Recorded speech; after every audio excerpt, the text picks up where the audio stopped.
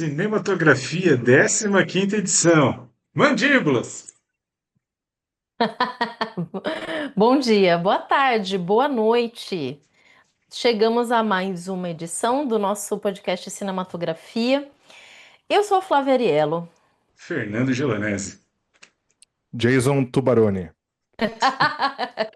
Gente, essas apresentações são sempre as melhores. E, bom, pessoal, vocês podem nos assistir via YouTube, nos ouvir via Spotify ou Apple Podcasts, ou seja, faça a sua escolha. O importante é que você esteja aqui conosco no Cinematografia discutindo um cinema através de muitas vertentes distintas. E hoje nós vamos trazer Mandíbulas. Eu tô até com a minha camiseta especial aqui. Para quem está assistindo, Putz, tá vendo metade da minha camiseta, mais ou menos, né? acabei de Do soltar meu. os seus créditos, Flavinha. Espera só um minutinho. Não tem Inclusive, problema para nenhum. aproveitar a introdução, eu tô, né? Assistam a gente, pode seguir a gente nas redes sociais. Fica meio de pé aí, pô, acho que daí o pessoal vê, Meio enxerga. de pé, meio de pé. Para quem está assistindo, olha só, estamos aqui com o Tubarão definitivamente cor-de-rosa, porque estamos numa nova versão de Tubarão aqui, porque eu já usei a outra camiseta do Joss. Olha, apareceu o Jason Baroni agora no meu nome. É, não, eu tô É. acreditando todo mundo para aproveitar o hype aí. Maravilhoso. Então, assim, hoje a gente vai falar sobre esse clássico. Como sempre falamos de muitos clássicos, mas eu diria que esse é um clássico bem diferente, porque muita gente não diria que ele é um clássico, e muita gente, inclusive, não diria que esse é um filme que merece ser discutido. Claro que a gente não concorda com isso. E efetivamente, por que que a gente está falando, ou vai falar aqui de um filme de 1975? Por quê? Viu? Quem fala que esse filme não merece ser discutido? Muita gente Por falaria. quê? Muita gente Não, tem preconceito com Tubarão, achando que é um filme de sessão da é tarde. mesmo? Isso não é Essa verdade, é a minha Jason? opinião, inclusive. Ou Ah lá, ah seja, lá. Não é Olha um aí. preconceito, é um pós-conceito. É um Não é um olha, conceito. pós-conceito. você É um acha mesmo conceito Sessão da formado. Tarde, Jason? Porra. Vou falar pra vocês que assim, eu tenho um certo problema com os filmes do Spielberg, porque eu acho que ele estende demais os filmes dele. Né? São filmes muito longos e ele fica contando a história em Longos. Como detalhes longos. imensos e tal, intermináveis. É, mas assim, eu não acho que o filme seja ruim, diferente dessas pessoas que não acham que o filme merece sequer ser discutido. É claro que merece ser discutido. Eu não gosto da maior parte dos filmes dele porque eu não gosto da forma como ele conta histórias, apesar dele ser um excelente contador de histórias, né?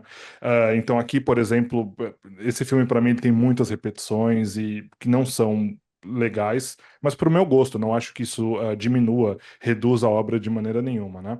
Agora, ele tem um aspectozinho de Sessão da Tarde, mas eu acho que é mais uma questão de direção artística mesmo do Spielberg do que qualquer outra coisa, porque todos os filmes dele são muito parecidos, né? Principalmente ali entre os anos 70 e 80, que você tem uma estética técnica que é muito datada. Não é datada no sentido assim de você olhar e falar, nossa, que filme velho. Mas não sei, é uma coisa muito granular, sabe? É um sépia, eu não consigo explicar o que Eu, que é. Mas olha, tem um cheesiness. você sabe que Talvez você saiba, Fê. eu acho que o que acontece é o seguinte, entendeu? Longe de querer criar uma inimizade, alguma coisa, ou uma animosidade aqui, mas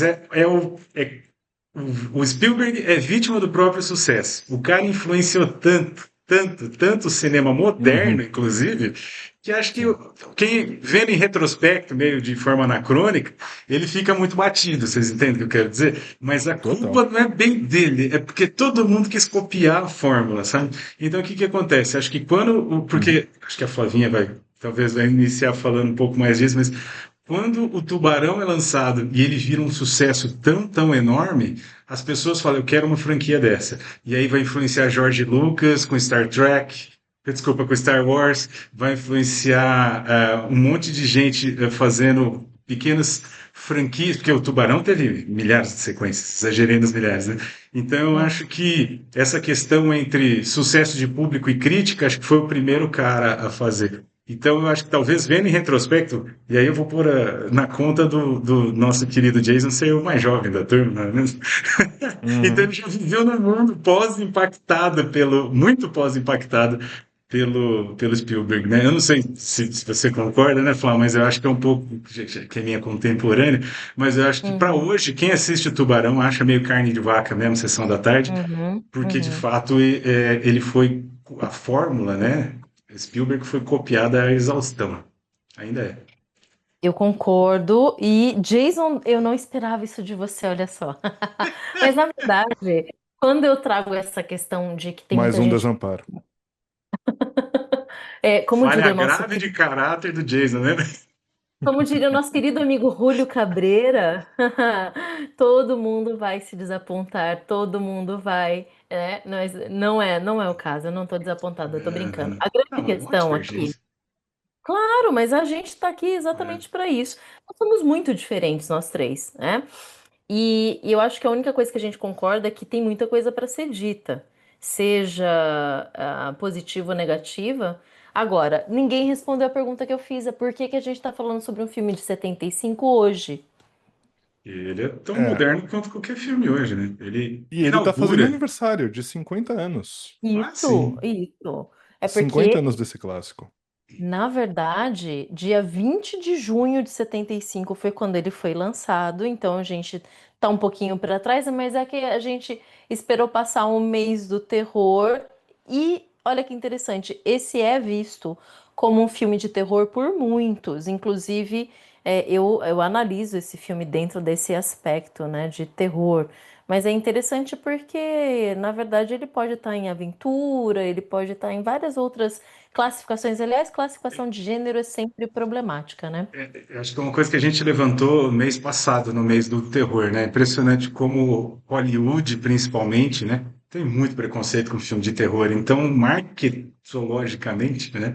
Em termos de marketing, sempre tentam fugir para suspense ou Uhum. aventura. Mas é pôr terror num filme que é blockbuster é garantia de arranjar problemas com o público e com bilheteria. Infelizmente. Eu só Infelizmente. quero deixar claro uma coisa, assim, antes da gente mudar de assunto, porque o meu problema é com a estética do Spielberg, não do Tubarão. Eu não tenho nenhum problema com o filme enquanto tal, né?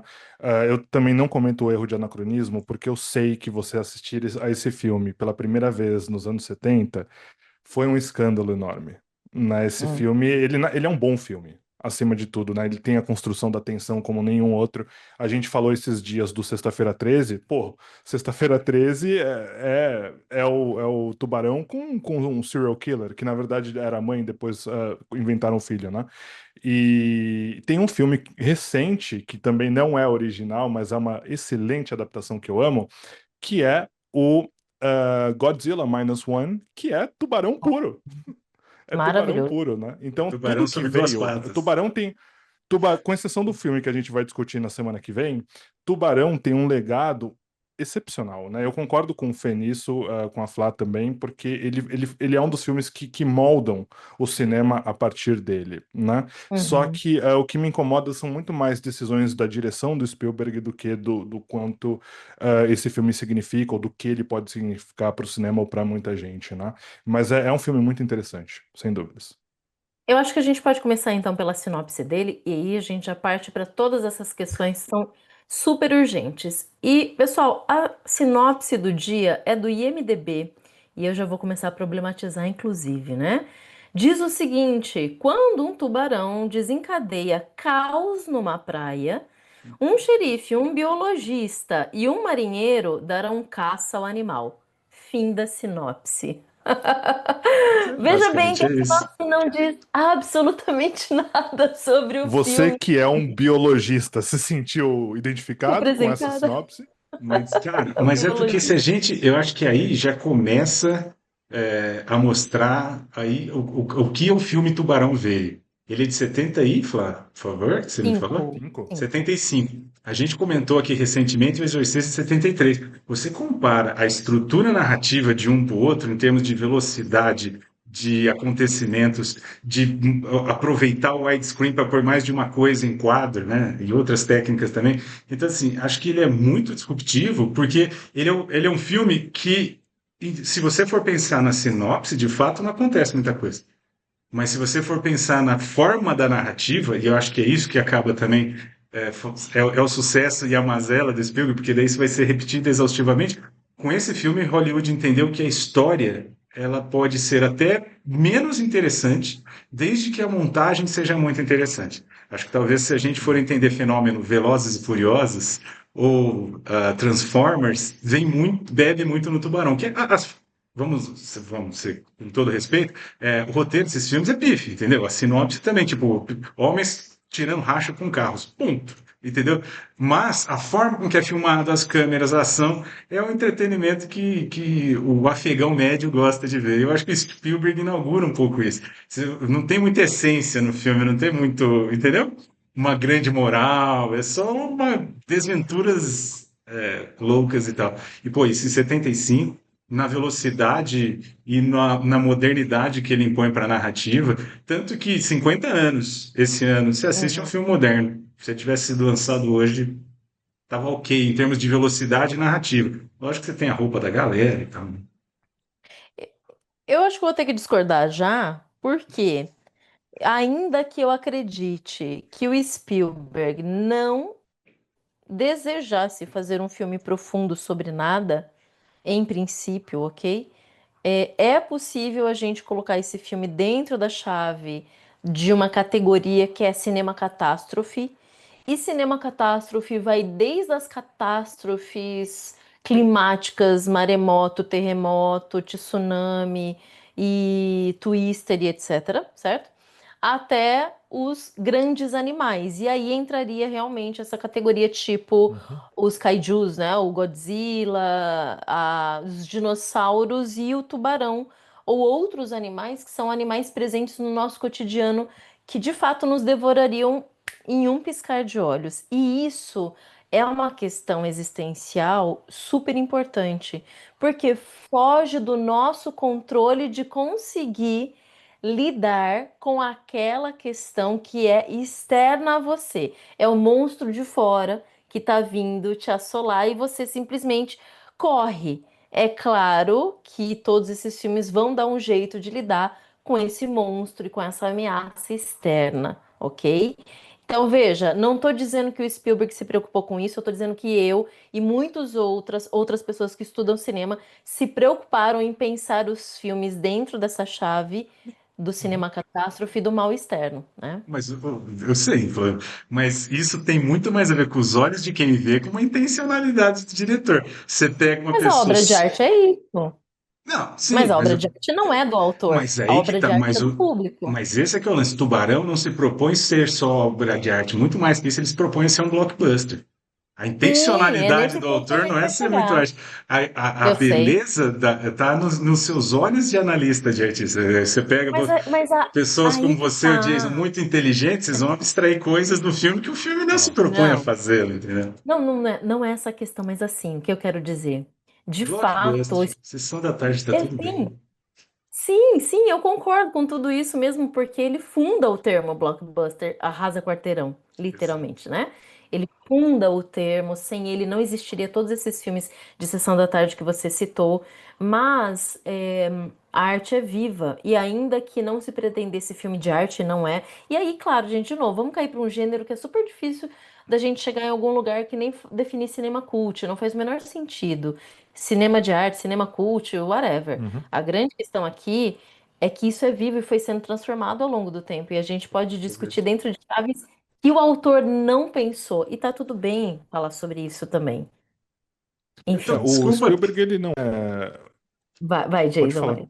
Não, eu ia falar só, desculpa quem tá vendo em O... casa, eu vim com uma camiseta laranja da Kodak, amarela, quer dizer, mas minha câmera tem hora que ela tá me deixando laranja inteira, assim, que ela tá no automático, eu tô pondo a mão pra dar uma acertada. Mas, perdão, É o gente, é mal só. externo te consumindo, Fernando.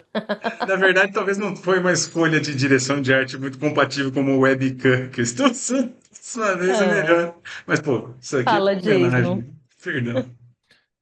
eu ia dizer que o Spielberg, ele não é profissional ignorante também, né? No sentido de Não. que ele não sabe o que ele está fazendo ou ele não sabe expandir o que ele faz.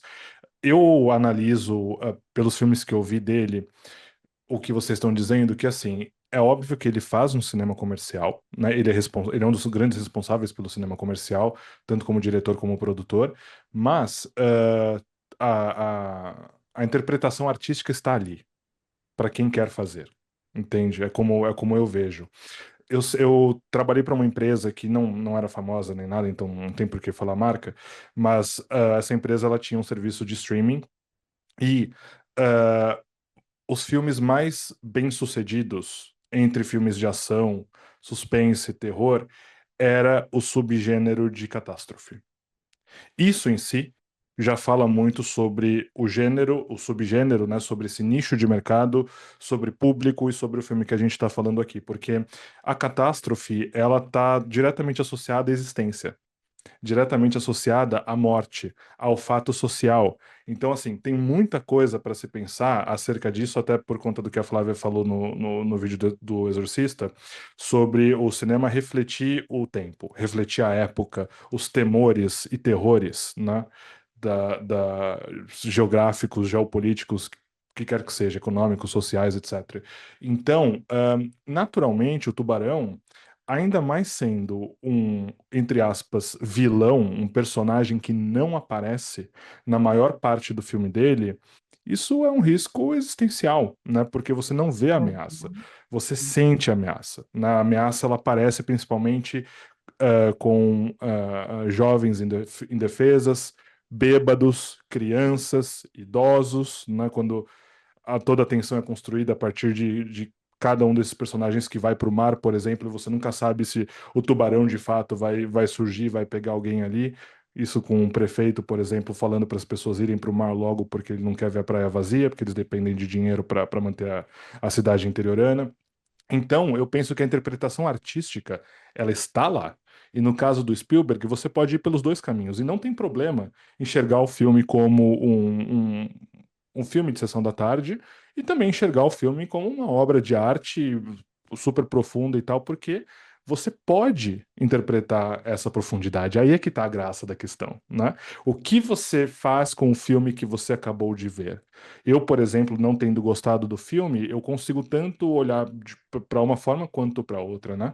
Mas eu escolho justamente a questão da profundidade, fazendo, claro, uma referência a esse filme, porque eu penso que ele significa muita coisa, né? Além de ser muita coisa para o cinema, ele significa muita coisa para o cinema, para o final dos anos 70, né? É um período de guerra dos Estados Unidos super complicado, então eu enxergo oportunidades de análise aí bem pertinentes, particularmente. Concordo. Discordo. Mas é um puta filme comercial. Concordo, discordo, é comercial. Gente, antes de mais nada, eu queria introduzir uma discussão muito breve, que é a seguinte: quando o filme é lançado em 75, esse foi o terceiro filme do Spielberg, ele estava no começo de carreira, ele tinha acho que 25, né? 23, 24, 25, alguma coisa assim, super novinho, e ele faz parte. Opa, terremoto aqui. Foi o Tubarão. E ele Ao faz cinema de parte. catástrofe. E ele faz parte da chamada geração de cineastas da nova Hollywood. Dentro da história do cinema, resumindo muito isso, o cinema hollywoodiano tinha entrado em crise no fim dos anos 60, sai da era de ouro, que vai acabando ali pelos anos 50, e por muitas crises internas e externas, olhando para a política norte-americana, para o contexto da Guerra Fria, mais para frente por conta da Guerra do Vietnã, a gente tem muitos fatores que vão levar a esse declínio do cinema hollywoodiano. E aí o que acontece é que essa chamada geração dos moleques da nova Hollywood vai salvar. E isso eu tô tirando, obviamente, de uma leitura muito interessante desse livro aqui, para quem tá assistindo a gente, tá vendo, e para quem tá ouvindo, é. O livro se chama Como a Geração Sexo, Drogas e Rock and Roll Salvou Hollywood. No original, Easy Riders, Raging Bulls, do Peter Biskind, né? É um livro super legal que vai narrar exatamente os bastidores desses moleques. E quem são esses moleques? A gente está falando de gente pequena, como Martin Scorsese. O Woody Allen pega um pouquinho isso, mas nem sempre ele se encaixa. Ah, George Lucas e, obviamente, o Steven Spielberg entra nisso aqui. Ó, E um pouco mais velho, né? Coppola, toda essa geração que hoje a gente olha e fala, meu Deus, são os deuses que ainda estão vivos, que ainda estão produzindo dentro dos Estados Unidos, olhando para o cinema norte-americano, que é feito, inclusive, e principalmente de imigrantes, né? Se a gente pensar, é tudo filho de imigrante ou imigrante em si. E eu vou ler só um trechinho do capítulo 9, que é exatamente o capítulo que fala sobre o tubarão, e o capítulo se chama A Vingança do Nerd. É muito sugestivo. E abre com uma fala de um cineasta um pouco mais da velha guarda, né, chamado Peter Bogdanovich, e que diz o seguinte, abre aspas: Tubarão foi devastador para o cinema de arte, menor, mais pessoal. As pessoas esqueceram como fazer. Não havia mais ninguém interessado. Causou bastante problema na época, sem sombra de dúvida. E aí, só o primeiro trechinho para vocês entenderem qual que é o contexto, porque a gente está falando aqui de um rapaz de 20 e tantos anos que vai receber um orçamento para a época muito alto para fazer um filme Uhum. sobre um tubarão. E a pergunta é a quem isso interessa? E por que que foi um sucesso, né? Obviamente. E aí diz o seguinte: Steven Spielberg tinha levado seus amigos Scorsese, Lucas e Milius para ver o Milos, né? Para ver o tubarão no hangar da North Hollywood, onde ele estava sendo construído.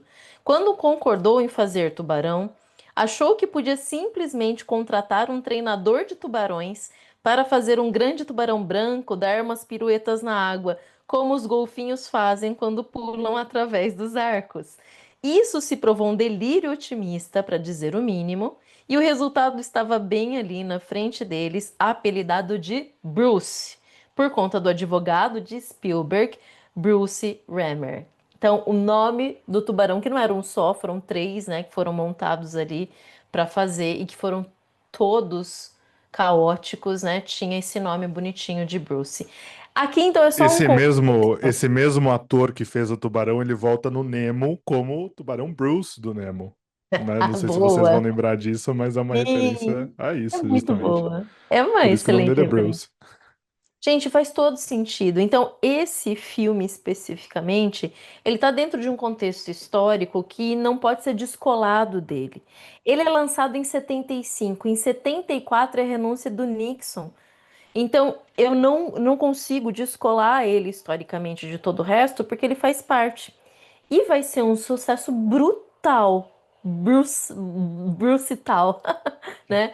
Exatamente por conta do brilhantismo do que o Spielberg vai fazer com isso. Posso adicionar um pouquinho sobre essa questão da nova Hollywood, Fá? Porque, Claro. assim, a gente tem um pouco, talvez, o viés político e o viés do zeitgeist da época, mas, pelo menos o que a gente entende na comunicação, que a principal questão era o grande sucesso e triunfo da televisão enquanto meio de massa. E estava levando até as Uhum. pessoas um nível de entretenimento e informação muito próximo do cinema. Se a gente for pensar, o cinema ainda estava muito preso em alguns formatos, tanto narrativos quanto de telas. Lógico, quando a gente pensa em cinema widescreen é uma coisa, né? Mas a gente está falando de 70 e poucos, né? Ou vai, o cinema Metade, né? o cinema clássico já, né, a nova Hollywood vai começar ali em 68, até a questão da revolução cultural, né, que a gente tem nos Estados Unidos em 68, 69, né, movimento Flower Power e tal. Você tinha várias coisas desconstruindo o cinema, e o cinema ele estava ficando cada vez mais um pouco nichado para adultos e mais elitizado, entre aspas, né? E você conseguia ter um nível de entretenimento na televisão muito grande. Quando chega essa galera que você citou, né? Lucas, Spielberg, Coppola, todo mundo, eles trazem para o cinema de volta um nível de apreciação e interação de um produto cultural, de entretenimento, muito maior que a TV não conseguiria resolver, você entende? Tanto que eles são os caras que muitas vezes vai resgatar os enquadramentos mais western, alguma coisa mais grande, porque a TV era 4x3. Então você, assim, se você pegar o Tubarão num VHS e tentar adaptar para televisão, não fica a mesma coisa. Então eles conseguem de uma maneira muito complexa e muito consciente, trazer o público de volta para o cinema, o interesse por cinema, sala de cinema, ok? Filme tinha, mas a televisão já estava tomando muito, as séries das TVs. Por quê? Porque eles trazem um nível de estética narrativa. Por isso que eu falei que o foco muitas vezes é a narrativa. A gente poderia até, às vezes, do ponto de vista de roteiro, né, história, conseguir ter uma equivalência entre televisão e cinema, mas em termos estéticos e de construção visual da mise-en-scène ali, da arte, o cinema, pela profundidade de campo, pela alta resolução, pelo widescreen e por tudo aquilo, né? Aquele tubarão gigante, aquelas cenas, né? De sangue muito forte, vívido na tela e tal, esse suspense muito aprofundado, ele consegue, estou falando Tubarão, mas todos os filmes da sua época, né? Consegue trazer o interesse de volta para as pessoas no cinema enquanto indústria de massa. Então, por que que salva Hollywood? Cinema é caro para burro. Se cinema Uhum. fosse, eu vou pôr bem entre aspas, só filme de arte, a indústria tinha falido. Porque você não Uhum. consegue sustentar uma indústria do tamanho que é para fazer filme, com filmes de nichados para um público um pouco mais letrado. Então, eu acho que esse é o grande impacto nova hollywoodiano e do Tubarão, sabe? Ele talvez seja o ícone dessa retomada do cinema, digamos assim, americano, e por que não mundial, como algo que chama a atenção de massas e de jovens, de crianças, sabe, de entretenimento. Tanto que até hoje, né? Acho que eu estava brincando com o Jason, mas pelo amor de Deus, você sabe que não tem nada a ver. Acho que o que enche o saco do Tubarão é que ele mostrou um modelo que economicamente é muito interessante, que é o do filme Caça-Níquel. Se você fizer um filme pensando em agradar o público, eu sei que quanto arte, muitos de nós vamos falar assim, porra, que desgraça, né? Mas não é à toa que você vê, tipo, você consegue traçar uma linha muito clara entre Tubarão, de 70 e pouco, e os Vingadores Ultimato, entendeu? Uhum. Gigantesco. E aí você Uhum. consegue entender, tipo, como é que Hollywood é viciado no dinheiro. Tá? Quando alguém reclama assim, fala, não, mas por que que abre tanta concessão no filme? Às vezes o filme fica ruim, porque eles estão pensando na fórmula lá de trás, né, cara? Porque às vezes um filme que é quase sobre, muito simples, né? Sobre um tubarão atacando uma praia, pode ser um super bloco, assim, gerar muito dinheiro, muito dinheiro. Então, sabe, homenzinhos É, brigando no espaço podem gerar dinheiro também. estou ofendido com o que você disse e vou te cancelar. Espero que o seu canal não dê certo. Que isso? É, eu só quero lembrar uma coisa sobre o que o Fê falou, que é assim um pouco óbvio, mas a gente precisa trazer essas coisas à tona porque as pessoas esquecem, é que até mesmo um filme de arte precisa de dinheiro para ser feito. Então ele precisa fazer dinheiro. Mesmo Uhum. quando ele dá prejuízo hoje em dia, ele precisa ser vendido para um serviço de streaming que vai trazer dinheiro de alguma forma.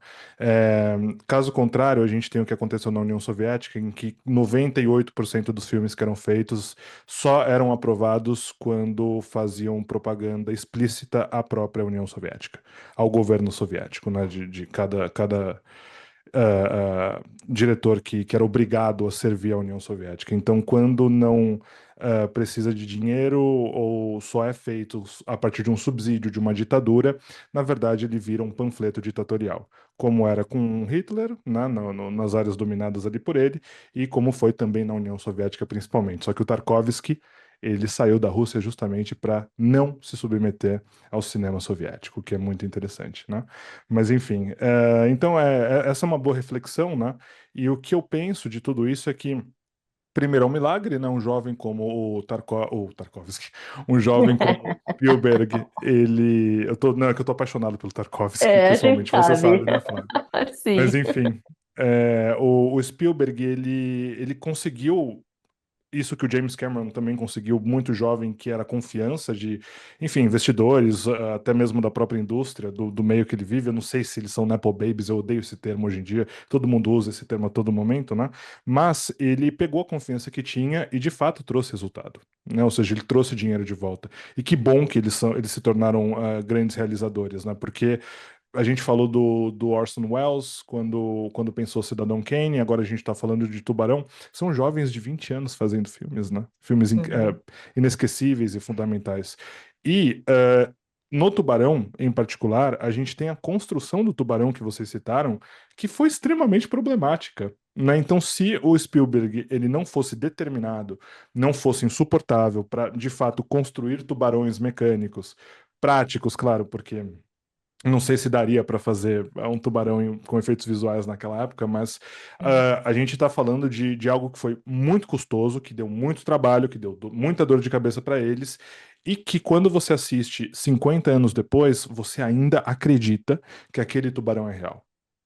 Não Uhum. dá para você olhar para aquele tubarão, se você tiver caráter, e falar, nossa, que coisa falsa, né? Que prop Uhum. mal feito.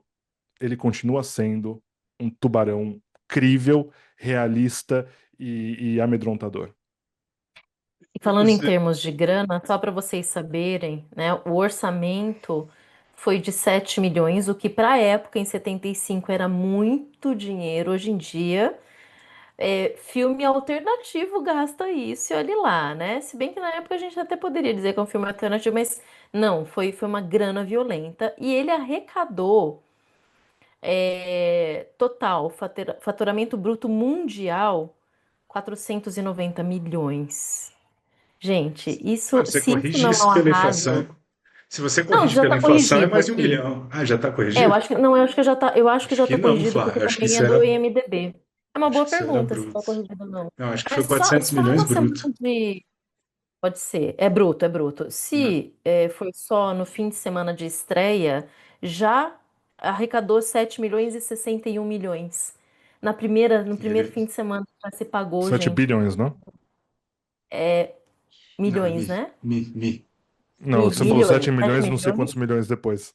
Você Não, falou milhões perdão, duas 7 vezes. milhões e 61 mil. Perdão, Ah, falei, tá. falei. 61 mil. Entendi. Não, 61 mil, e é uma 61. época que o filme era bom, ele vinha crescendo, né? Ele não tinha uma super estreia que dependia de marketing e vinha caindo, né? Ele vinha crescendo no boca a boca. Então, mas é aí que entra essa questão que eu acho que é legal, né, a gente falar, porque é o diferencial que ele determina isso que a gente chama de blockbuster exatamente porque ele vai ser ele vai estrear em mais de 400 salas ao mesmo tempo nos Estados Unidos, né? Foi cerca de 409 salas de cinema nos Estados Unidos. É, Para a época, poxa vida. não, e o próprio Spielberg participou muito próximo do processo de marketing e divulgação do filme. Ele conseguiu ter um poder de convencimento com o estúdio. É a Paramount ou é a Universal? Eu acho que é Universal, deixa eu ver. Eu não lembro agora Nossa. certinho. É Universal, Universal, né? certeza. Ele conseguiu, porque, né, conseguir, além da cadeia de cinema da própria Universal, das próprias franquias, conseguir fazer um processo muito bom. Eu só queria falar assim, rapidinho, a gente não vai ter tempo de explorar muito, espero que a gente faça cinematografia um dia, mas por que que um jovem mancebo como o homem, tão novinho, conseguiu tanta grana? É por um filme que atende pelo nome de Encurralado, que é um filme, primeiro filme de Spielberg, super Muito legal. baratinho, e é um filme de suspense de começo ao fim, que você fala, meu Deus, você fica assim. E a sinopse não varia muito com a do Tubarão, consigo falar de cabeça. Tipo, um homem está andando na estrada e de repente ele passa a ser perseguido por um caminhão. Ponto. Uhum. Essa é a sinopse. Mas a É fórmula com muito que ele bom. monta a narrativa é fenomenal. Então, assistam Encurralado, a gente faz no cinematografia, pessoal. Assistam vocês de casa, né? A gente faz um que é fenomenal. Mas aí não tem como, né? O cara se credibilizou muito. Né? É meio parecido com o que aconteceu com o Mad Max. E o diretor de Mad Max é o. Não lembro. Esqueci o Me nome, cara. fugiu também. Pô, é australiano, super. Não, ele não é muito famoso, não. É o. Vou É buscar George aqui. Miller. George Miller, o original, E eu né? acho que é isso, isso. É. É. Que é a mesma coisa. Ele termina o filme com dinheiro do bolso, o orçamento foi ridículo, um terço da cena não foi filmado, mas ele explode tanto como um filme independente que o próximo ele vem. Já vem com tudo e o 3 tem a Tina Turner. Então, são coisas que o sucesso faz com as pessoas. Bom, tem muitas outras coisas legais desse filme. Então, ele inaugura essa questão de ser um blockbuster, ou seja, é um filme que vai atrair muita gente ao cinema.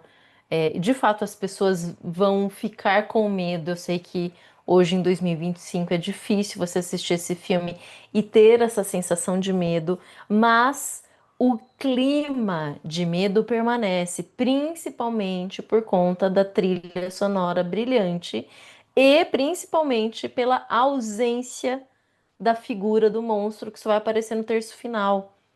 E é muito interessante ver que isso, como quase tudo no cinema, foi utilizado como uma maneira de reparar erros e não foi pensada como uma estrutura de medo em princípio, e sim porque o tubarão simplesmente não funcionava, ele era feio, ele era mal acabado, era um trambolho, né? Inclusive, tem outra fala legal aqui, Jogavam ele com na o George água, ele Lucas. parava de funcionar. O Jogava na tubarão, água, ele o afundava, ele foi para tubarão uma, que não uma- pode, É, não pode o entrar na tubarão que água. não nada. Aí o George Lucas foi visitar o set de filmagens e colocou a cabeça dentro, né, do tubarão. E o Spielberg fechou para mostrar o funcionamento. O que que aconteceu?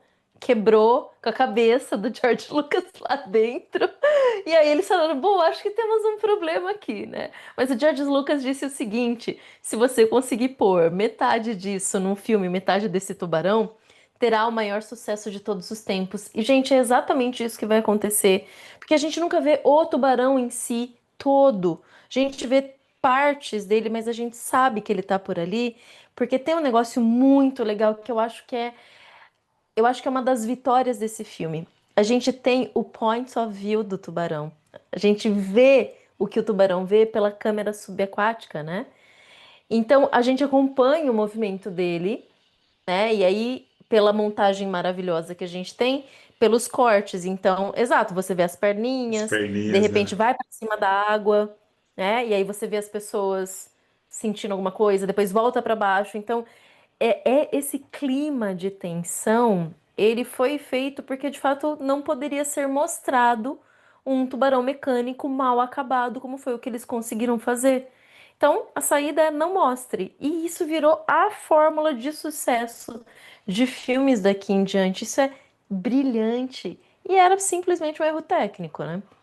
Ou seja, o cinema realmente é um lugar onde a mágica acontece.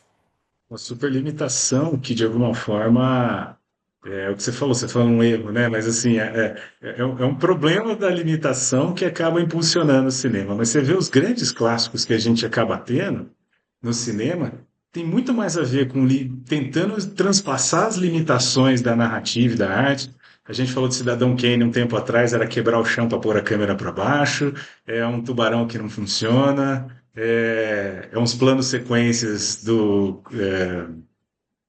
nosso querido mestre de suspense, do Hitchcock, que ele colocava uma Hitchcock. coluna no meio porque o magazine, o tempo de filme não dava para fazer maior, ele fez. Então, assim, a genialidade, ela sempre, muitas vezes, vem da limitação. E aí, não sei se eu vou mexer no vespeiro, né, mas eu que dou aula, não sei, a Flavinha, o Jason deve sentir isso no mercado também. É impressionante como a falta de limitação hoje das produções, porque um celular faz imagens maravilhosas, parece que tem feito as produções ficarem um pouco mais simples, né? Ou menos geniais no geral.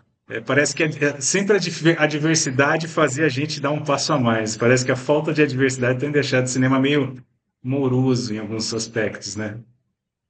Não sei o que Eu vocês acho acham. que isso colabora para a falta de encanto das pessoas hoje em dia com filmes clássicos, né? Até mesmo quando eu falo, olha, eu acho que esse filme tem aspectos bregas. Não tô falando do brega porque sei lá, o tubarão não é articulado. Toda vez que aparece, aparece duro, assim, sabe? Só que você não conhece um tubarão, né? Então é isso que é interessante, porque a sua ideia de tubarão é o que você tá vendo na tela, é o que você tá conhecendo através do filme. É diferente, sei lá, de você pegar, fazer uma pessoa por CGI, por exemplo. Você sabe como um humano se comporta. Então, se aquilo não custar 200 trilhões de dólares e for bem feito, já estragou o filme inteiro. Né? Então, muitas pessoas deixam de se encantar com os filmes hoje por conta disso, porque hoje em dia é tudo criado por computação gráfica. Né? Você não tem nenhuma magia do improviso para fazer as coisas acontecerem. A Disney é o melhor exemplo. Eles têm filmes inteiros filmados em uma sala, né, um cômodo com quatro paredes ali e E não é todo o tão fundo do... esse eu não vi ainda, tá? importante. É, e todo o cenário do filme que muda entre mundos às vezes. espaciais, enfim, ao longo da extensão do espaço, nada do que você está vendo é crível. E olha o que o Kubrick fez com uma Odisseia no Espaço, né, por exemplo. Uhum. Então, o caso de Tubarão é isso, né? Você tem, como vocês falaram, derivados não diretos, né? Não estou falando da franquia Tubarão, do que virou o Tubarão, mas você tem filmes que são inspirados em Tubarão que não conseguem chegar perto do primor técnico desse filme. E aí tem muita gente que acaba ou não curtindo os filmes, né? Ou então falar, eu não consigo me conectar com isso porque está acostumado com algo, entre aspas, perfeito demais. Tem até uma crítica que fazem muito hoje em dia, né? O pessoal da técnica de cinema, Fei, talvez você possa elucidar mais isso, que é o fato dos filmes serem muito clean hoje, Sim. eles serem limpos. Né? Então, por exemplo, você está filmando uma cena e, como é tudo computadorizado, você não tem sujeira na câmera, por exemplo. Sim. Né? Que é uma coisa interessantíssima, né? E você, por exemplo, é engraçado, né? Hoje os filmes são muito cleans e e acaba perdendo um pouco da realidade, que a própria realidade não é clean. Mas o que as pessoas faziam antigamente? Era fumaça, eles iluminavam muito um ponto e não outro, e ao mesmo tempo, mas daí você via o personagem passando, ele interage com a fumaça, ele interage com a água, né? Por melhor que seja feito o CGI, essa interação, ela muitas vezes é pensada de uma maneira muito física né, e prática e não necessariamente mais interpretativa, né? Você vê muitas vezes a dificuldade que alguns atores têm e outros às vezes se destacando, que nem o ator que faz o Smeagol e o César do Planeta dos Macacos, ele é um cara especializado em contracenar com nada, né? Porque na verdade ele Uhum. nunca, o rosto dele tem até uns filmes que ele faz, né? Então, assim, é quase uma outra indústria fazer esse tipo de coisa. Eu acho que existe, lógico, o espaço para ela, mas acho que o que as pessoas sentem falta é justamente disso, desse momento onde os efeitos práticos acabam dando um pouco mais de vida real e mesmo, às vezes, um pouco fake, mundo, sabe? A Viagem à Lua do Méliès, aquela coisa meio bonita também, sabe? O fato de não ser 100% verossímil, mas tem uma estética que carrega algo interessante. Imagina ver o Alien hoje em CGI, ao invés daquela roupa de plástico, aquela barba feita na Sigourney Weaver. Então, assim, são coisas que eu acho que as limitações do efeito prático geravam uma estética que era muito única, né? E esse excesso de limpeza e de uma pseudo-realidade assim. Eu acho que outra coisa que colabora também, Jason e Flá, não sei se vocês concordam, é que eu até estou olhando minha camisa aqui, ó, olha como é que era. Antigamente tudo era colorido, né? Você assiste Tubarão é um filme colorido. Hoje em Esse dia, filme é muito colorido. a paleta e é terror, né? Hoje em dia, o pessoal, para parecer sério, desatura a paleta de tudo, né? Então você só tem, quando você pega a direção de fotografia dos filmes, ou é tudo um azul pálido, ou um branco pálido, ou tudo muito escuro. Perdeu-se aquela profundidade, o bonito do cinema, e isso é muito culpa do CGI também, que para disfarçar, não ter que modelar muitas coisas, desatura e deixa tudo escuro, né? Para não dar aquela desencaixe de acoplagem, né? De você fazer o CGI de uma cor e tal. E aquele efeito prático é isso, a luz que está ali é o que está e pronto, acabou. E a gente tem se tornado, até na moda, né, as coisas um pouco mais descolorido, um mundo menos colorido. É meio esquisito, né? Mas acho que o cinema contribui um pouco e essas utilizações de técnicas também. Eu queria, falar, não sei se você está no schedule aí, mas a gente podia aproveitar que a gente está chegando na parte final e falar um pouco do filme em si, né? Que a gente falou muito do que Ah, cerca o filme, sim, por favor. mas porque não, é porque a gente empolga aqui, porque de E fato ele é um vai filme que adiante, né? ele é um O filme vídeo vai além do começar agora, pessoal. É agora que a gente vai falar sério, gente. não, é porque ele é um filme além do filme, né, cara? Ele Ele é. transpassa, né? Muito louco. Mas eu queria começar falando assim que uma das coisas que eu acho mais modernas e interessante é que, talvez o Tubarão seja o protagonista, e isso já é moderno, e a co-protagonista é dividida em três. Não dá para falar que o chefe de polícia é protagonista, nem o oceanógrafo e nem o próprio Capitão. marinheiro, como foi feito. É. Mas são três interpretações magistrais, um colabora o outro, ajuda a tensão do outro. Então, essa exploração é um pouco da quebra do Star System, né, que vinha muito também do cinema clássico, tipo, não, esse é o protagonista, então é tudo nele, entendeu? Também dá um ar mais moderno para o filme, mais, né, documental, meio casual. Eu acho isso interessante. E as interpretações, a forma com que eles Os três atores estão no filme. Nós temos um monólogo muito interessante do marinheiro sobre um Uhum. problema durante a guerra.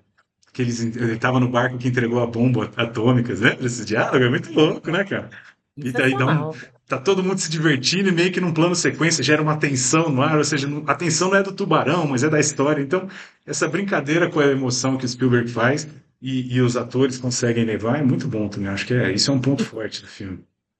Não, realmente são três grandes atores que a gente tem aqui. O Roy Schneider, que já tinha feito um monte de coisa legal.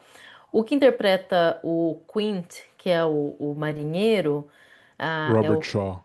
Robert Shaw. Ele dizem, né, corre a boca pequena, né, que estava alcoólatra à época e muitas cenas de fato, que ele estava bebendo em cena porque era do personagem que realmente era um marinheiro cambaleante, cheio de trauma de guerra e tal. De fato, ele estava ali no seu ponto mais alto, digamos assim. E que foi ruim filmar com ele em determinados momentos, mas que ele segurava a onda, por exemplo, nesse monólogo que ele faz aí, é uma coisa brilhante. A gente consegue Uhum. sentir todo o drama, né, do que ele passou. E o meu favorito é o Richard Dreyfuss, porque que é o Rupert, que ele estava novinho ali, que é o oceanógrafo, né? Embora todos Biologista, foi pareçam assim, velhos Biologista. naquela época, né? muito, muito Nosso jovenzinho. oceanografista. Oceanografista, né? Então, assim, são três personagens radicalmente distintos e complexos, e eles têm um bom tempo de tela, né? Mas é interessante porque, veja, a gente consegue perceber todo o drama de cada um ali. Quer dizer, esse oceanógrafo é um mimado, né? Alguém que tem grana, mas que quer viver uma aventura. E ele tem essa paixão absurda, absoluta, né, pelo animal. O marinheiro, como quase todo marinheiro, sofreu inúmeros traumas e a vida para ele é aquilo, e inclusive ele é o único que morre, e isso é importante, porque ele morre pela boca do tubarão, o que não Uhum. poderia ser diferente, tendo em vista toda a questão existencial que eu acho que tem presente nesse filme. E E, o e, nosso. e desculpa, né? É uma sina que ele carrega desde aquele episódio com a bomba, né? Ele foi um dos Sim, poucos que sobreviveram lá em alto mar, né? E ele, infelizmente, no ao final da ataque dos vida, tubarões. ele foi É. fadado a ser morto por um tubarão. Muito louco isso, E né? como que Ou o tubarão seja, morre, né? então, É, então. Ou exatamente. seja, a gente tem, na verdade, ali uma sequência de destino que é Mas sensacional. desculpa, Flavinho, você ia completar falando do policial também. Não, mas eu vou completar, inclusive, dentro desse aspecto, porque o policial, o Brody, que é o Roy Schneider, ele é alguém que tá ali em família, preocupado com a família, é alguém da cidade que, por acaso, mora numa área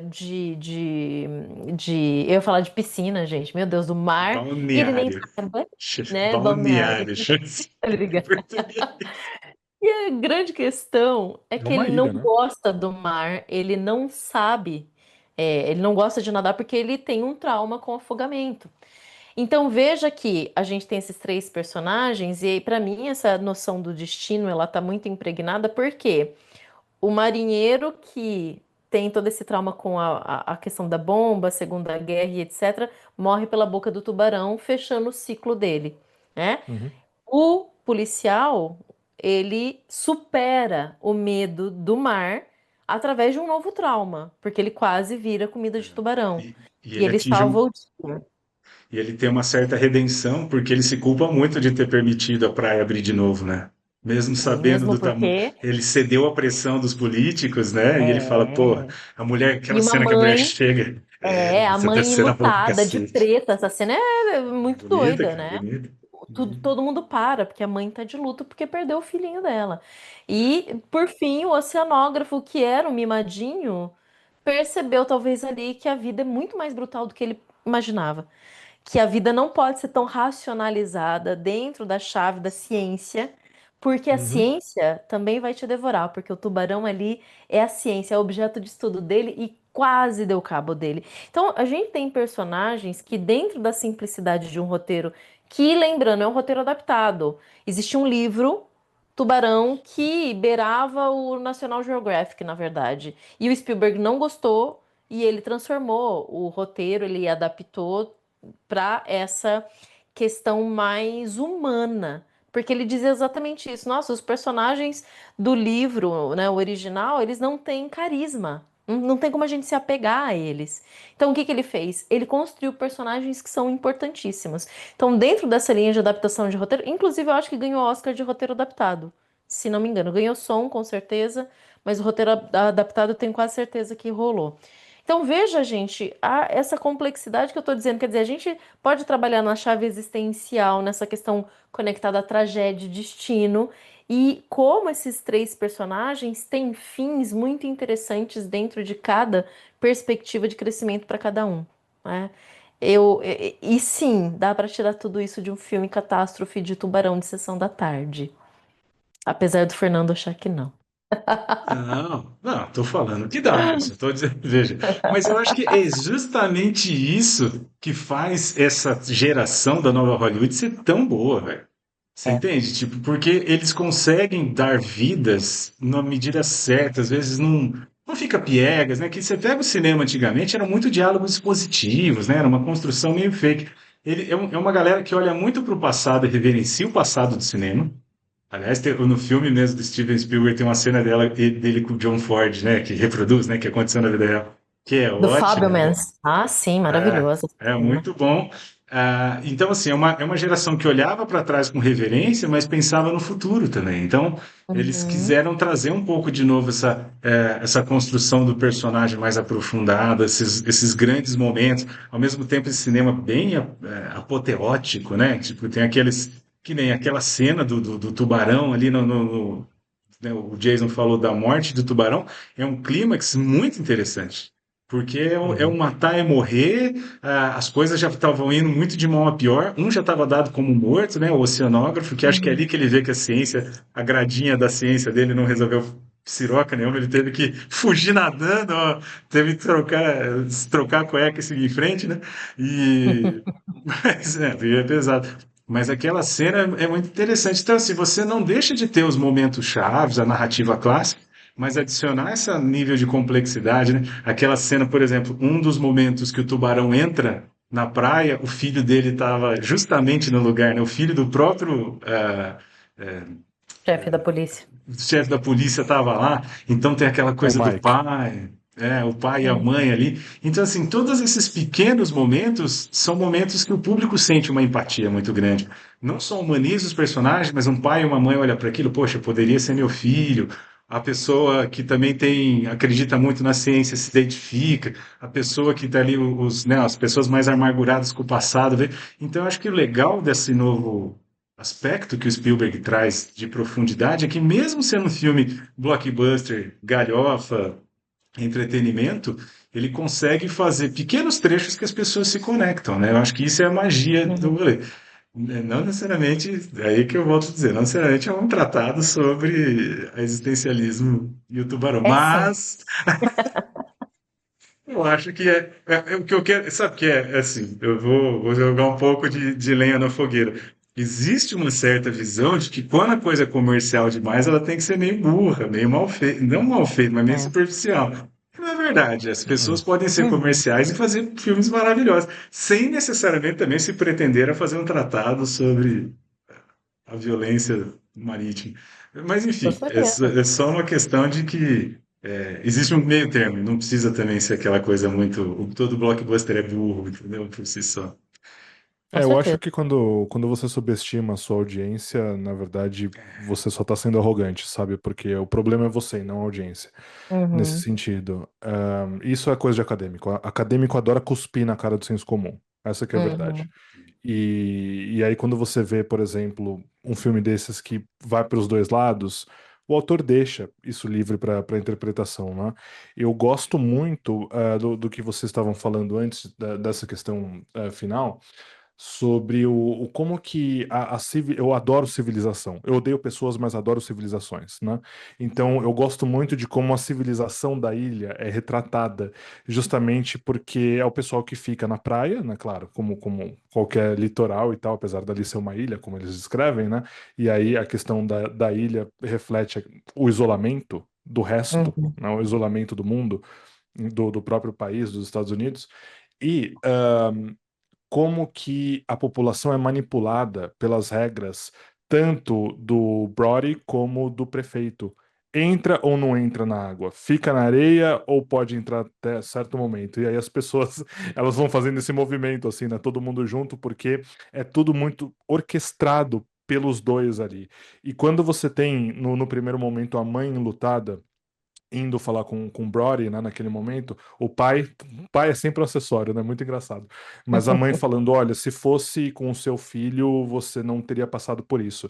E Uhum. aí, momentos depois, no meio do filme, o prefeito tem o filho Filho dele. ameaçado, né? Tem o filho ameaçado pela situação. Ele fala, pô, é meu filho, cara. Então, assim, é muito aquela questão de que se fosse com o seu filho político, você tomaria alguma atitude, né? Então, Uhum. isso é um reflexo da civilização, isso é um reflexo da política também. É uma coisa que a gente vê hoje em dia estando em uma situação de ameaça, como, por exemplo, aqui em São Paulo é o clichê, mas eu sempre falo da segurança pública, né? Se fosse o filho do prefeito, será que isso estaria acontecendo hoje? Então, esse olhar, que ao mesmo tempo do diretor que mostra a civilização agindo acerca do fato, e um segundo olhar paralelo, que é o ponto de vista da sociedade, das pessoas, e ambos estão presentes nesse filme na mesma narrativa, né? Então, eu acho isso muito interessante. Eu acho que tem uma cena muito que traz isso que o Jason está falando, que acho que é síntese, né?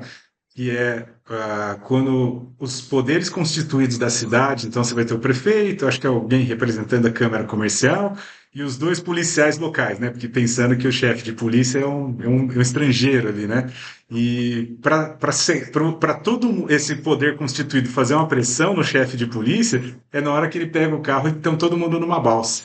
Vocês lembram? Então, assim, entra no Sim. carro, aí todo mundo desce do carro Aham. e o Spielberg faz um enquadramento muito interessante, né? Porque eles estão isolados numa balsa, então não dá para interromper e sair andando e tudo mais. Aí o prefeito vai chegando perto, tá em primeiro plano o chefe de polícia, aí o prefeito vem fazer a pressão, a Câmara do Comércio um pouco atrás, e aí apoiado no carro no fundo tem as outras partes do poder de polícia. Então, assim, é todo mundo fazendo aquela pressão para pegar um cara que sabe o que é certo a se fazer e tomar um caminho que ele não gostaria, né? Então, assim, ele sintetiza um monte de cena que poderia ter sido feita numa construção narrativa numa balsa e com a disposição dos próprios personagens. Eu acho que isso aqui é muito, essa geração de diretores, assim, faz que é impressionante, né? Você conta muita história com pouca coisa, não fica, né? Então, assim, são cenas que... É engraçado não, isso é sensacional, porque como essa geração é uma geração que estudou cinema e faz referência aos grandes cineastas, então assim, deu para ver nitidamente a influência do Orson Welles em várias cenas de profundidade de campo. Muito. A questão da Hitchcock, né? montagem, também, Hitchcock. também, né? O próprio Ford, no É, Western, o Ford, quando a gente tem a câmera abrindo, mas torno ele também aberto, trabalha muito com o foco, o né? foco. E aí o foco é uma questão do Hitchcock, porque ele puxa a questão do dolly zoom. Aliás, vamos analisar essa cena, que é a cena mais icônica. Quando o Brody tá parado na praia, isso tem o quê? 15, 20 minutos de filme, tá bem no comecinho, né? Ele tá parado Uhum. na praia, já tá observando com medo, sabendo que pode ter alguma coisa, e quando ele percebe, a gente tem esse movimento. E, pessoal, se vocês não conhecem o movimento, se chama dolly zoom. É quando você tem a câmera fisicamente se afastando do objeto, mas o zoom vai aproximando. Né? Então a gente tem uma sensação de desequilíbrio, de vertigem. O Hitchcock usava muito isso, principalmente no Um Corpo que Cai, que foi quando ele não inventa o movimento, mas ele massifica, né? Isso fica muito conhecido a Uhum. partir dele. Agora, duas cenas acontecendo ao mesmo tempo, com aquela profundidade de campo típica do Orson Welles, tem o filme inteiro. E, obviamente, quando a gente fala sobre montagem, não tem como fugir ao clássico da montagem, que é a montagem soviética. Então, tudo isso está presente como uma, não só como homenagem a esses grandes mestres, mas porque essas coisas funcionam. Porque de fato a gente sabe que está lidando com alguém que entende o que está fazendo e o que não entende ele aprendeu ali no momento que ainda era muito jovem. E que bom, porque ele tem toda essa questão. Se tem algo interessante quando você é jovem, é que você sabe que você pode errar e você não tem o medo do erro. Então você vai, certo? E aí a gente tem algumas questões muito interessantes acontecendo. Então, junte tudo isso, nós temos enquadramentos maravilhosos, diálogos que são puramente necessários, né? Não tem, acho que não tem nada aleatório ali. Principalmente os diálogos do barco são muito bons, que é o terceiro o ato, né? A parte final.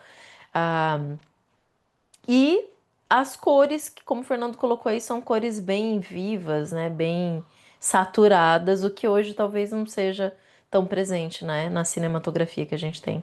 Você falou, né? Impressionante como eles abrem a caixa de ferramenta, de técnicas mesmo. Além do dolly zoom clássico, de ótimos traves da subjetiva do tubarão, tem duas cenas que ele faz com aquele efeito que a gente já comentou no Todos os Homens do Presidente, que é aquela cena que tem duas áreas em foco impossíveis, né? Então você tem a lente, você põe a lente na câmera e daí você põe só meia lente com outro foco, né? Então você tem às vezes ele, alguém conversando com ele de pertinho e o foco lá no mar no fundo, né? Isso Uhum. é um foco impossível. Isso só acontece na lente de cinema. Você não consegue focar em dois pontos ao mesmo tempo. Então, o Você só tem um mesmo. cérebro, quando muito. Exatamente. Então, assim, o próprio Dolly Zoom também é um efeito que é totalmente antinatural ao ser humano. Você não consegue, né, ir aproximando e afastando o foco, assim, por difração de lente. Então, assim, e é bem usado. Você vê que o cara não tá fazendo, ó, eu sei pra cacete, entendeu? Você tem motivo dentro da narrativa. Então você fala assim, pô, o cara abriu. Ele é o que você falou, os caras estudaram, tem um manual de como se fazer bem feito, mas vai lá e aplica de uma maneira boa, não é um exibicionismo barato, né? Muito bom. Barato, é. É, É. fenomenal. Bom, Uma coisa que eu abordaria só em cima do que vocês disseram é que até mesmo o Dolly Zoom, nesse filme, ele me causa a sensação que o diretor quer causar. No caso do. Qual que é o do Hitchcock? Esqueci? um corpo que cai, vertigo. Corpo que cai, é. Eu sempre penso no nome em inglês. No caso de Um Corpo que Cai, não sei se. Talvez seja porque é um filme meio que feito há 10 anos antes do que o Tubarão. E aí talvez tenha uma questão tecnológica, porque eu vi ambos os filmes na televisão de casa, não vi no cinema. Mas Um Corpo que Cai me parece algo do tipo: o efeito aconteceu, aí depois corta para a reação do personagem ou qualquer coisa assim. Então é uma coisa um pouco mais truncada. Aqui não. Nesse filme, eu realmente fiquei arrepiado quando acontece nesses primeiros minutos de filme, porque essa é a primeira reação que o Brody tem daquela situação envolvendo o medo dele. Então é como se você Uhum. compreendesse o medo e você reagisse junto com ele. Quando acontece o Dolly Zoom, você fala, opa. E eu acho que o Spielberg ele é muito bom nisso, em manipular a imagem para te causar certas emoções, até com a música, não só a imagem, né? Claro, mas quero Uhum. dizer o que está exposto em tela. Muita gente fala do Lista de Schindler, né? Como que ele exagera para fazer as pessoas chorarem, mas a questão é que ele consegue. Ele Uhum. consegue fazer isso. E o Tubarão é um excelente exemplo, porque claro, o Hitchcock pode ser o mestre do suspense, mas esse filme é um filme de suspense. E é um Uhum. grande suspense, né? Aquele suspense que você sente no arrepio da pele mesmo, né? Porque, como eu falei, por mais que eu não me conecte com esse filme, por mais que eu ache ele muito arrastado e tal, ah, todos, não quero dizer 100% dos momentos, mas a maior parte dos momentos de suspense eu sinto, né? E eu de fato acredito naquela história que está sendo contada. Então, essa é a maestria do Spielberg. Ele consegue não só contar a história, como ele faz com que você absorva o que você está vendo. Então, por mais que você não goste do filme, e aí, obviamente, eu estou falando por mim, no mínimo você se envolve. Então Uhum. é o que o Spielberg fala, né? Eu acho que eu já repercuti aqui, senão tô falando agora, mas quando você entra no cinema, na sala de cinema, com o celular desligado porque você não é o vulgar, o diretor ele espera que você consiga esquecer por 2 horas da sua vida, para que Uhum. você viva uma fantasia ao longo das 2 horas que você vai passar ali no cinema. Então, eu acho isso muito brilhante, porque, de fato, é um diretor que não só fala isso, como ele faz isso. O Spielberg consegue fazer com que você se esqueça de quem você é para viver a história que ele está contando ali. Isso é fantástico. Quando a Muito gente bom. está falando de dolly zoom, de cena com dois focos, de enquadramento, a gente pode resumir tudo isso com linguagem cinematográfica, linguagem audiovisual, que não acontece só no cinema, né? Então, assim, quando você de casa, aí, nosso público, entende, fala assim, poxa, parece que o filme é quadrado, ele não explora muita coisa. Muitas vezes parece que o diretor, a diretora, não está sabendo explorar essa linguagem que é tão rica, que nem música. Você ficar nos quatro acordes dá na mesma, entendeu? Então, é um cara que explorou lentes, é um cara que explorou enquadramentos, movimento de câmera, tecnologia, o Som, tubarão. Hã? Oi? som. Som, som diegético, não diegético, trilha sonora.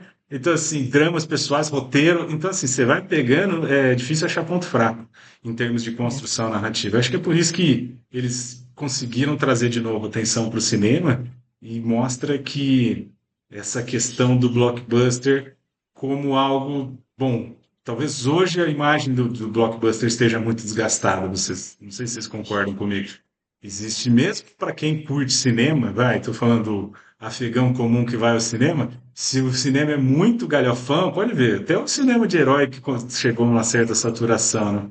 Então, ganhou uma pecha meio ruim. Mas, na verdade, o blockbuster é o que une tudo, sucesso de público e crítica, entendeu? Ele é um produto de altíssima qualidade, sem perder assim, a qualidade comercial e qualidade Mercado. É. e qualidade cinematográfica, né? E é É, isso, isso é o bom cinema, eu né? enxergo isso, Fê, da seguinte forma, e aí é uma interpretação minha, talvez, sei lá, não precisa ser a de quem está nos assistindo, né? A gente pode pensar diferente, logicamente, mas assim, o que que eu vejo do que você tá dizendo, pensando no Tubarão versus uns blockbusters de hoje em dia?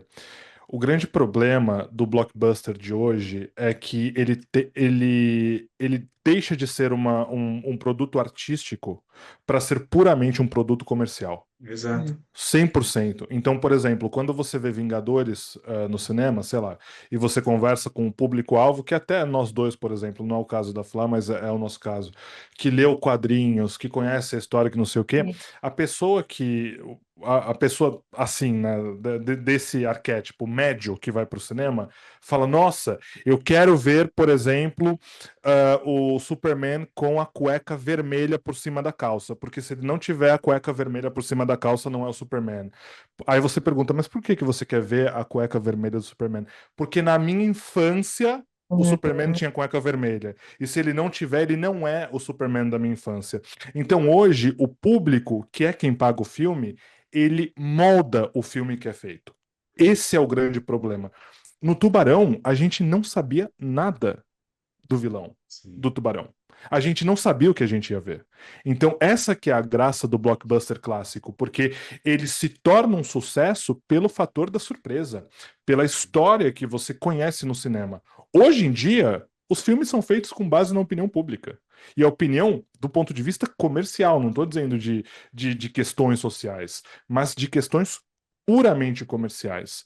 E aí você tem justamente a questão da nostalgia, né? Que é uma coisa que eu acho que como tudo, né, quando essa palavra cai no boca a boca de quem tem dinheiro para pagar o produto, aí vira tudo merda, né, naturalmente. Então, não, o filme tem que ser feito porque eu vi assim quando era criança. Pelo amor de Deus, né? Mas é que é engraçado assim, o cinema sempre foi uma arte coletiva, audiovisual, né? Você não grava, nem Bruxa de Blair foi feito com uma pessoa só. Mas acho que o que acontece assim, as decisões criativas era da equipe criativa, ok? Ou seja, é um coletivo de direção de arte, direção de fotografia, roteirista, mas ainda assim, lógico, você tinha um estúdio falando vai virar, não vai virar desde o começo e tal. Em alguns momentos da história, a Flávia sabe muito bem, os estúdios interferiram mais, outros menos, mas no geral, a equipe criativa tinha um certo protagonismo, mesmo nos piores momentos da história do cinema, poderíamos dizer assim. Agora, ultimamente isso tem ficado muito difícil. A equipe criativa, ela não tem liberdade de pré-produzir o filme sem as pessoas estarem no Facebook, no X e no Instagram enchendo o saco, tá ligado? De quem tá pré-produzindo. Eu sei que, por exemplo, eu lembro que eu falei há umas semanas atrás de assistir Highlander. tem uma puta discussão se o Henry Cavill vai, não vai, não sei o quê, se ele devia, porque ele é entendeu? Cara, o filme não saiu, as pessoas já estão condenando ou exaltando, que também não é a melhor coisa do mundo, e o filme não saiu, ele está sendo pré-produzido, entendeu? Então eu acho que eu sei que faz parte, talvez, hoje da estratégia do cinema, e nós cinéfilos talvez tenhamos culpa um pouco disso, de querer saber um pouco antes do que saiu, querer o que acontece, mas tirar tanto a liberdade criativa da equipe criativa, né? Tem talvez feito mais mal do que bem. É o que você falou. É impossível fazer um filme que agrade 100% do público, e o público está achando que o filme é feito para agradar ele individualmente. E na verdade não, o agrado vinha justamente de uma proposta de um público médio coletivo, né? Você imagina, quando o Spielberg faz Tubarão, esse filme é para quem? É para jovem? Pode ser. É para pessoas mais velhas? Pode ser. É para mãe de família? Pode ser. É para, sei lá, marinheiros bêbados? Pode ser, entendeu? Imagina hoje em dia. Como é que ia ser a escolha do elenco, a escolha do próprio tubarão? Quem ia interpretar o tubarão? Não, ia ter uma sociedade dizendo que tinha que empregar tubarões de verdade, porque se for um tubarão de mecânico, você está tirando emprego dos tubarões, entendeu? Aí como Hum. é que você faz o filme hoje em dia? É difícil, é difícil. Agora, tem uma questão que ninguém relacionou, mas que eu acho que está muito claramente inspirado, que é Moby Dick, que é um clássico da literatura, e a gente troca a baleia pelo tubarão e temos o nosso monstro aí, né? Claro, adaptado aos anos 70, certo? É isso então, pessoal. Falamos tudo sobre o nosso, quer dizer, acho que o que deu aqui, né? Sobre o nosso clássico fazendo 50, o nosso cinquentenário. É Cinquentão. isso? Nosso cinquentão, um tubarão cinquentão. E se você não assistiu, então, não sei por onde você andou nos últimos 50 anos, mas veja. Assista Uhum. Tubarão de Spielberg, porque vale a pena por conta disso tudo que a gente discutiu aqui. E eu quero dizer o seguinte: assista Tubarão agora, porque na semana que vem a gente vai falar de um filme que está diretamente associado a Tubarão. Então, para você não perder o vídeo da semana que vem e aproveitar 100% da nossa discussão sobre essa obra incrível, assista Tubarão agora. A É gente, isso a aí, gente vai gente. fazer aquela rodadinha do que vamos assistir na semana ou esse quadro caducou? Com certeza. Verdade. Poxa, a gente até tinha esquecido, né? Boa. E aí, meninos? Eu vou assistir o Agente Secreto, né? Filme Ok. brasileiro que Eu está nos também. cinemas. Uhum. Mas eu, na verdade, quero assistir o Fale Comigo, que eu tô atrasadíssima, que é o filme dos diretores australianos que fizeram o Bring Her Back, né? E aí eu preciso ver o anterior. Então vou continuar na onda dos filmes de terror, porque pra mim outubro não acabou ainda. Todo mês é outubro pra mim. Eu vou continuar assistindo filmes de terror por muito tempo. Então é isso que eu vou assistir essa semana. Eu tô muito curioso para assistir uma nova série do Apple TV chamada Pluribus, ou Ah, Pluribus, eu não sei tá como na se minha, pronuncia o nome, tá na minha lista. mas é uma série do Vince Gilligan, eu não lembro o nome dele agora, como se É, pronuncia direito, mas é do diretor de Breaking Bad, né? diretor de Breaking Bad, que é uma série maravilhosa, como todo mundo sabe, né? Já tá Uhum. batido até de falar sobre o quão incrível é essa série, mas dizem que os primeiros episódios dessa nova série dele começaram muito bem, então eu fiquei muito curioso. Eu queria assistir acho que é Monsters, né? Com Do Ed Gein. do Ed Gein, né? Com o Ah, Ed Gein, né? Já ia falar com o Ed Gein, mas acho que ele não também participa do não é elenco. com ele, né? Porque ele morreu, mas enfim. É Só isso um aí, mas eu não sei se adendo. eu vou conseguir. Jason, você me fez lembrar um comentário da nossa querida amiga Márcia, e que inclusive nossa fã número um, Márcia, um beijo pra Uhum. você. Que ela falou assim, né? Eu tava muito empolgada assistindo essa série, como eu já comentei aqui, inclusive, em episódios anteriores. E quando eu cheguei no penúltimo episódio, de fato, eu quase desisti da série. Nesses dois últimos episódios são péssimos. Quase joga tudo o que foi de brilhante que foi construído nos episódios anteriores no lixo. Então a Márcia já havia falado, olha, o diretor faz determinada coisa que não é muito legal. E, gente, é impressionante, né? Infelizmente termina muito mal. O diretor não soube terminar essa série, mas fica aí, eu não retiro a dica, por conta de todo o contexto em torno da importância desse personagem para o cinema, principalmente para as obras audiovisuais, né? Mas termina muito mal, infelizmente. Infelizmente, tudo que a gente falou de cinema vale para séries, né? A indústria do audiovisual no geral. Acho que até, vamos lá, nossa audiência aqui deve ter de novelas brasileiras. A nova Vale Tudo também foi. Ah, vão continuar a Avenida Brasil. Não, É, não né? bastou fazer o remake de Vale Tudo. Vão É, continuar a então, Avenida tipo, Brasil. É o Império das Grandes Vilãs, né, gente? a Então, assim, gente Gente do céu. tá. Né, nada enquanto Não, morre, voltava, né? e tinha. a classe artística brasileira adora meter o pau em Hollywood, só que tá fazendo exatamente a mesma É, coisa. entendeu? Olha que interessante isso. É, cara, Interessante. mas é que tá. Eu acho que a gente tem Meu que Deus do assumir céu. o nosso quinhão de culpa. É culpa do público, velho. Assim, o público tá fazendo isso com o audiovisual, no geral, entendeu? Eu, assim, é Uhum, uma coisa que total. talvez não é muito da nossa alçada, talvez aqui, mas eu me interesso muito pela indústria de games. Games passa pelo mesmo problema criativo. E mesmo problema, assim, tá todo mundo tipo, mas de novo esse game. Tem 1 trilhão de jogos para jogar, sai muito jogo, e até o jogo indie hoje em dia às vezes está sofrendo muito do hate da indústria. A indústria promete o que não cumpre, aí o jogo sai cheio de bug, e aí para vender o jogo ele tem que fazer venda antecipada. Daqui a pouco vai acontecer isso com o cinema, vai ter DLC do filme. O filme sai, aí, Já não tem. gostaram, daí vai ter, olha, agora é a nova Também. versão, então, com comentários e sei lá, para satisfazer os fãs.